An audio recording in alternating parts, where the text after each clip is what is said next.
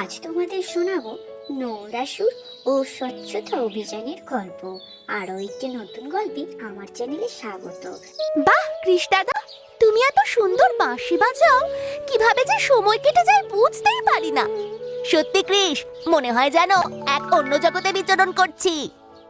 চুপ কর, শুধু বাজে কথা। চল, বিকেল হলো, এবারে বাড়ি ফিরি। হ্যাঁ চলো বাড়ি ফিরি।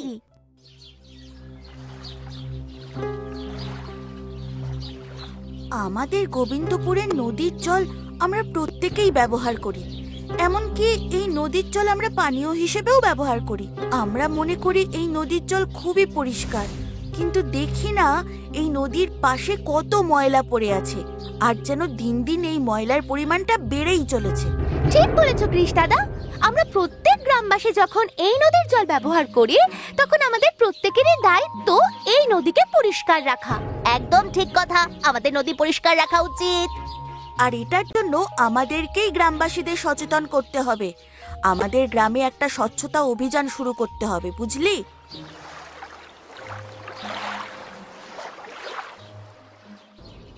ওরে বাবা রে, পেটে কি ব্যথা করছে রে বাবা, আর পারছি না। কি যে হলো! ও মা, তুমি চিন্তা করো না মা, আমি এক্ষুনি যাচ্ছি বৈদ্যমশাইয়ের কাছে, ওনাকে বলে তোমার জন্য ওষুধ নিয়ে আসছি।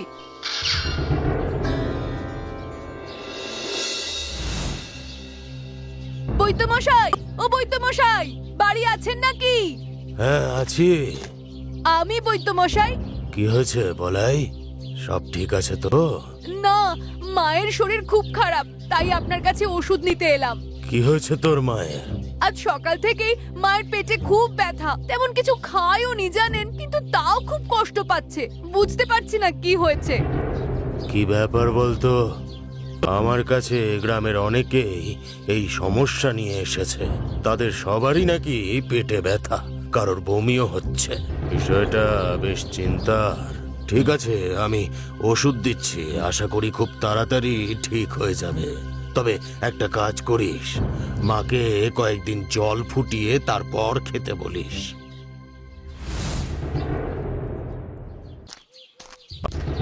আরে বলাই দাদা, তুমি এখানে বিকেলবেলা নদীর পাড়ে এলে না কেন গো? না রে রানী, মায়ের শরীরটা খুব খারাপ। কেন রে, কি হয়েছে কাকিমার? জানি না, হঠাৎ সকাল থেকে পেটে খুব যন্ত্রণা হচ্ছে, তাই বৈদ্যমশাইয়ের কাছে গেছিলাম ওষুধ আনতে। জানিস, বৈদ্যমশাই বললেন যে কয়েকদিন ধরে অনেকেই নাকি এই পেটের সমস্যা নিয়ে ওনার কাছে আসছে। তাই নাকি? এ তো বেশ চিন্তার বিষয়। চিন্তা করিস না, সব ঠিক হয়ে যাবে। তুই এখন তাড়াতাড়ি ওষুধটা নিয়ে বাড়ি যা। তবে হ্যাঁ, কালকে সকালে 10টার সময় গ্রামের বড় গাছটার তলায় চলে আসবি কিন্তু। কেন রে, কি আছে? আরে আমরা গ্রামে স্বচ্ছতা অভিযান শুরু করব। গোবিন্দপুরে চারদিকে বড্ড নোংরা জমেছে। হ্যাঁ, একদম ঠিক বলেছিস। আমিও গ্রামের অনেক জায়গায় মানুষকে অযথা ময়লা যেখানে সেখানে ফেলতে দেখছি। মানুষজনের এই অভ্যাসটা পাল্টাতেই হবে, নইলে আমাদের ছবির মতো সুন্দর গ্রাম নষ্ট হয়ে যাবে। ঠিক বলেছিস, এবার চলি, কাল ঠিক সময় আমি চলে আসবো।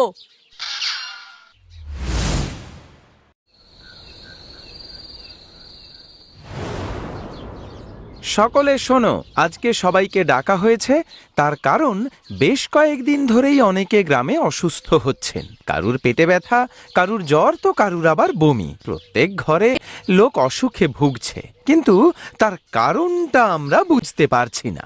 তার একটা কারণ হতে পারে, সেটা হচ্ছে গ্রামের চারদিকে দিন দিন বাড়তে থাকা ময়লার পরিমাণ।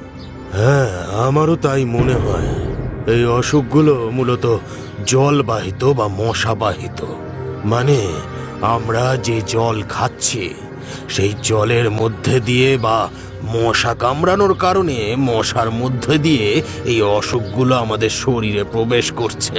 আমার মনে হয় আমরা যে খাবার জল ব্যবহার করছি, সেই জলেও ময়লার কারণে বিষক্রিয়া হয়েছে। তাই যারা যারা আমার কথা শুনে কয়েকদিন ধরে জল ফুটিয়ে খাচ্ছে, তারা অনেকটা সুস্থ বোধ করছে। তাহলে বুদ্ধিমশাই, আমাদের এই সুন্দর গোবিন্দপুর গ্রামকে পরিষ্কার রাখার দায়িত্ব তো আমাদেরকেই নিতে হবে, কি বলেন? হ্যাঁ, আর তাই করতে হবে গোবিন্দপুর স্বচ্ছতা অভিযান। তার জন্য গ্রামবাসীদের কিছু নিয়ম মেনে চলতে হবে।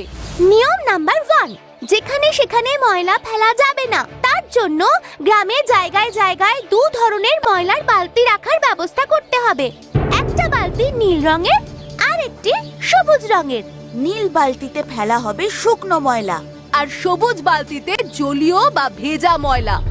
নিয়ম নাম্বার 2, নদীর ধারে কোনো রকম নোংরা ফেলা যাবে না। আর তারপরেও প্রতি সপ্তাহে একদিন করে নদীর ধার গ্রামবাসীদের পরিষ্কার করতে হবে। নিয়ম নাম্বার 3, ঘরের আশেপাশে কোনো খালি জায়গায়, যেমন ফুলের টব, নারকেলের খোলা, সাইকেলের টায়ার, ডাবের খোলা, এগুলোতে জল জমতে দেওয়া যাবে না। কারণ জমা জল থেকে মশা তৈরি হয়, আর এই মশা দিয়ে অনেক রকম রোগ ছড়ায়। একদম ঠিক বলেছ বাচ্চারা। তাহলে আজ থেকে শুরু হোক গোবিন্দপুরের স্বচ্ছতা অভিযান।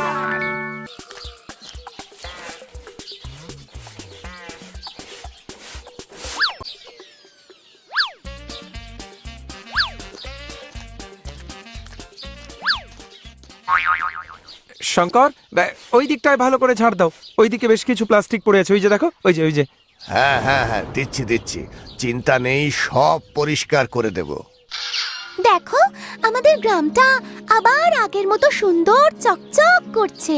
হ্যাঁ, এবার আমাদের যেতে হবে নদীর পাড়ে, সেখানে পরিষ্কার করতে হবে। ঠিক বলেছিস, চল আমরা তৈরি।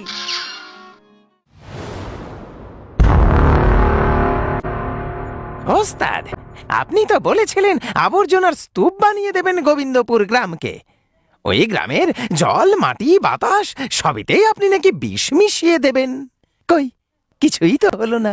কৃষ, বলাই, রানী, টুনি সকলকে দেখুন, গ্রামবাসীদের নিয়ে কি সুন্দর গোবিন্দপুর গ্রামটা পরিষ্কার করে ফেলছে একেবারে। হ্যাঁ, সেটাই দেখছে। কিন্তু মাখে, তুই এখনো ভুলে যাস না ওদের নদীর পাড় পরিষ্কার করা বাকি আছে। নদীর পাড়ে বিশেষ আর কি আছে ওস্তাদ? ওই তো কিছু আবর্জনা রয়েছে। ওটাকে সামান্য আবর্জনা ভাবার ভুল করিস না মাখে। নদীর ধারে ওদের জন্য অপেক্ষা করছে বিশাল আকার শয়তান নোংরাসুর। নোংরাসুর? সেটা আবার কে? কৃষ্ণা আগে নদীর পাড়ে যাক, তারপর তুই দেখতে পাবি।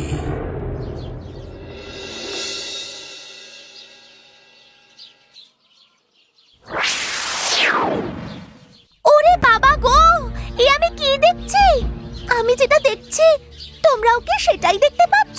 হ্যাঁ রে রানী, হ্যাঁ, আমিও আমার চোখের সামনে এক বিশাল আকার দস্যুকে দেখতে পাচ্ছি। কিন্তু এই দস্যু নোংরা আবর্জনা দিয়ে তৈরি মনে হচ্ছে। দেখ, এটা কি করে হতে পারে? এটা কি? এটা আমাদের গ্রামে কোথা থেকে এলো? আমার মনে হয় এটা ওই বল্লালের চালাকি। ও আমাদের গ্রামকে ধ্বংস করার জন্য এই নোংরা দিয়ে তৈরি দস্যুকে পাঠিয়েছে। আমি নোংরাসুর। আমি এসেছি এই সারা গ্রামে নোংরা আবর্জনা ছড়িয়ে দিতে, যাতে এই গ্রামের প্রত্যেকটা লোক অসুখে ভোগে। ভুগতে ভুগতে ওরা সবাই মারা যাবে। গ্রামে মরক দেখা দেবে। এই গ্রামে কেউ বাঁচবে না।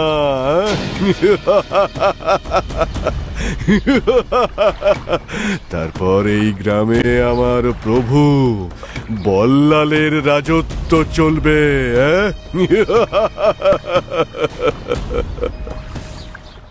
শয়তান রাক্ষস নোংরাসুর, তোর এই ইচ্ছে আমি কোনোদিনও পূরণ হতে দেব না।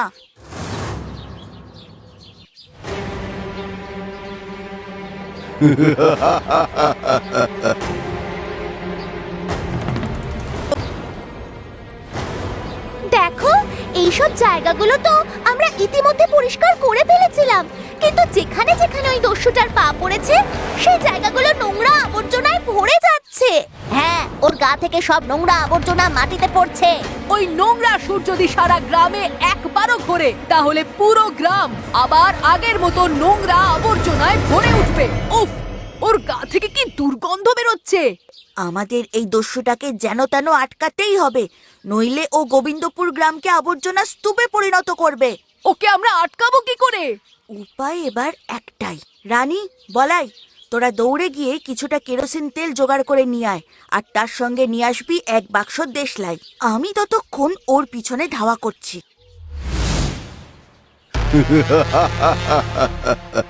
তোরা কি ভেবেছিস আমাকে এভাবে তোরা আটকাতে পারবি?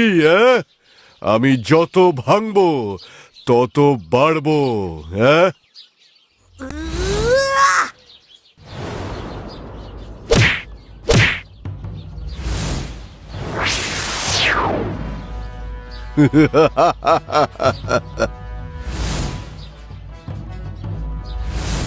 এই নে কৃষ, তুই যা বলেছিলি আমি সেটা নিয়ে এসেছি।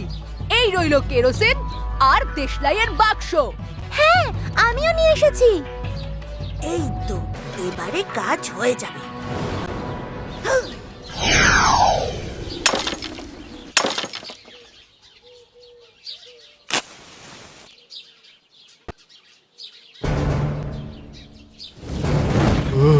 ওরে বাবা গো, বাবা গো, মরে গেলাম। আমার আমার গায়ে তো আগুন লাগিয়ে দিল। এই বুদ্ধিটা তুমি কি করে বার করলে কৃষ দাদা? আরে, আবর্জনা তো অতিরিক্ত হয়ে গেলে অনেক সময় আমরা পুড়িয়ে দিই, তাই না? সত্যি তোর বুদ্ধির জবাব নেই কৃষ।